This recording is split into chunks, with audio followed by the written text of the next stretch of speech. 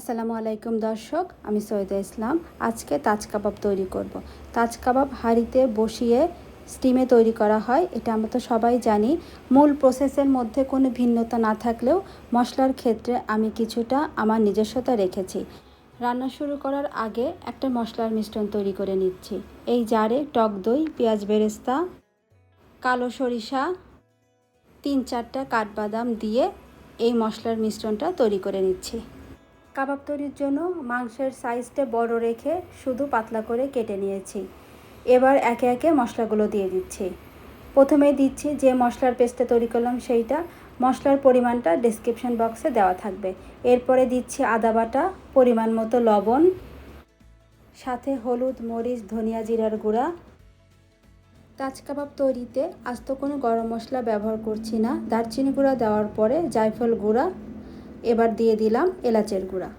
সব শেষে তেল দিয়ে মশলাগুলো মাংসের টুকরার সাথে ভালো করে মেখে নিচ্ছি। তাজ কাবাব তৈরিতে আমি মাংসের স্লাইসগুলো পাতলা করে কেটে নিয়েই তাজ কাবাব তৈরি করি। এর আগে আমি হ্যামার বা ছেঁচনি দিয়ে মাংসগুলোকে হালকা ছেঁচা দিয়ে রান্না করে দেখেছি, যে রান্নাটা হয় খুব তাড়াতাড়ি, কিন্তু সেটা ডিশ থেকে সার্ভ করা যায় না, একদম ভেঙে যায়।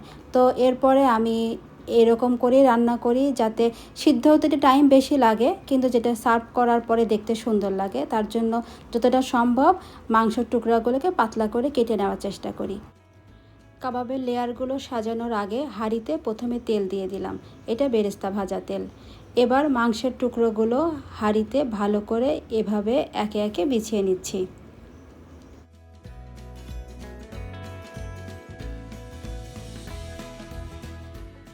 মাংসের লেয়ারটা হয়ে যাওয়ার পরে মাংসের উপরে আলু বিছিয়ে দিচ্ছি। আলুর টুকরোগুলোর গায়ে সামান্য পরিমাণ লবণ আমি মাখিয়ে নিয়েছি। আলু দেওয়ার পরে আলু মাংসের মাঝামাঝি যে ফাঁকা জায়গাটা, সেখানে টমেটোর টুকরা দিয়ে দিয়েছি। একটা টমেটোকে আমি 2 টুকরো করে কেটে নিয়েছি। টমেটো দেওয়ার পরে এবার মোটা করে কাটা পেঁয়াজের টুকরোগুলো দিয়ে দিলাম। কাটা পেঁয়াজগুলো দেওয়ার পরে এর উপরে মাংসের টুকরোগুলো বিছিয়ে দিচ্ছি। ঠিক একইভাবে আরও একটা লেয়ার তৈরি করব। মাংসের উপরে আলু, মাঝে টমেটো, পেঁয়াজ দিয়ে সেকেন্ড লেয়ারটাও তৈরি করে ফেললাম। সবশেষ লেয়ারে মাংস দেওয়ার পরে রসুনের কোয়াগুলোকে মাখানো মাংসের মশলার সাথে মেখে হাঁড়ির চারপাশে 1-2টা করে এভাবে ছড়িয়ে ছিটিয়ে দিয়ে দিচ্ছি। কিছুটা মশলা বেঁচে ছিল, সেটা মাংসের গায়ে লাগিয়ে অবশিষ্ট টমেটো, পেঁয়াজ, আলুগুলো মাংসের উপরে দিয়ে দিলাম। সব শেষে উপর দিয়ে কিছুটা পরিমাণ রান্নার তেল এভাবে ছড়িয়ে দিলাম। আর দিয়ে দিচ্ছি 1 চা চামচ পরিমাণ কেওড়া পানি, যাতে খাবারটাতে একটু শাহি ফ্লেভার আসে আর আমার কেওড়ার ফ্লেভারটা একটু ভালোও লাগে। আরও কিছু পরিমাণ এলাচের গুঁড়া এভাবে ছড়িয়ে দিয়ে দিলাম। হাঁড়িটা ঢাকনা দিয়ে ঢেকে যে জায়গা দিয়ে বাতাস বের হয় ঠিক সেই জায়গাটাই টিস্যু দিয়ে বন্ধ করে দিয়েছি। একদম এয়ারটাইট হয়ে গেছে। চুলাটা অন করে দিচ্ছি। চুলার হিটটা লোতে থাকবে শুরু থেকে শেষ পর্যন্ত। আর এই রান্নাটা হতে মিনিমাম 2 থেকে 2.5 ঘন্টা সময় লাগবে।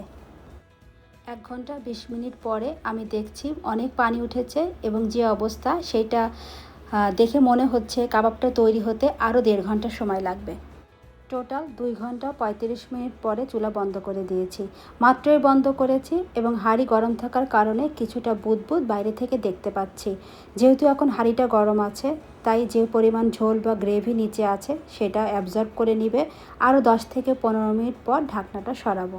মোটামুটি ঠান্ডা হওয়ার পরে এগুলোকে আমি সার্ভ করলাম, কারণ মাংস সবজি এত সফট, সার্ভ করতে নিলেও দেখা যাচ্ছে ভেঙে যাবে। তো এই ছিল আমার আজকের রেসিপি তাজ কাবাব। খুবই শাহি একটা খাবার, আর আমি চেষ্টা করেছি এর মধ্যে আমার একটা নিজস্বতা রাখতে। আশা করছি আপনাদের ভালো লাগবে আমার আজকের রেসিপি। সবাই ভালো থাকবেন। বিদায়, আল্লাহ হাফেজ।